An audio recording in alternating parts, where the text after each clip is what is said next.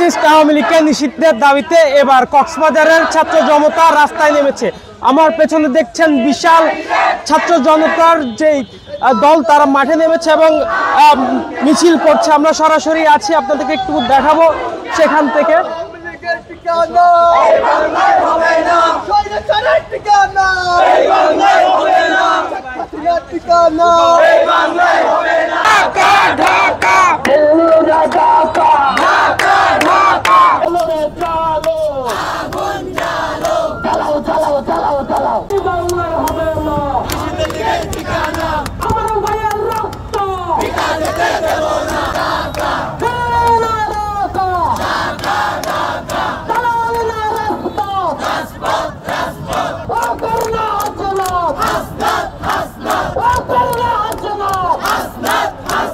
যারা প্রকাশ্যে অপ্রকাশ্যে মন্তব্য এবং পরোক্ষভাবে আওয়ামী লীগকে বিভিন্ন জায়গায় শেল্টার দেওয়ার চেষ্টা করছেন কিংবা বিভিন্ন আলাপ করছেন, তাদেরকে বলে রাখি, জাতিসংঘের এই রিপোর্ট থেকে স্পষ্ট প্রতিমান হয় যে আওয়ামী লীগ গণহত্যাকারী একটি দল। শুধু গণহত্যা করেনি তারা, এবং গণহত্যার পরবর্তীতে যে একটা নিউ মিডিয়া ওয়ার আছে, তারা সেটাও কিন্তু একটা চলমান রেখেছে।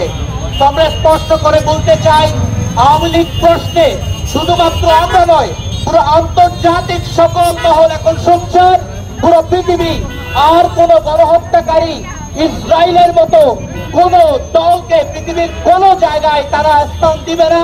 আমরা সেই প্রত্যাশা রাখি পুরো দুনিয়ার মুখে।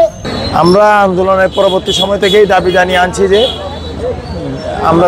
আসছি যে বাংলাদেশের রাজনীতি থেকে, এই বাংলাদেশের বুক থেকে খুনি হাসিনার বাহিনী এবং বাংলাদেশে স্বৈরতন্ত্র এবং ফ্যাসিবাদের জন্মদাতা আওয়ামী লীগকে নিষিদ্ধ করতে হবে।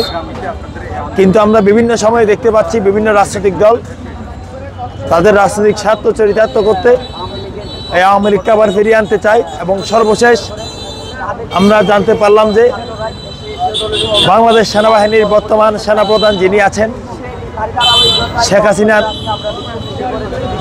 পালিত, শেখ হাসিনার আশ্রিত সেনাপ্রধান ওয়াকার আবাদ চাইছেন ছলে বলে কৌশলে এই আওয়ামী লীগকে বাংলার মাটিতে ফিরিয়ে আনতে।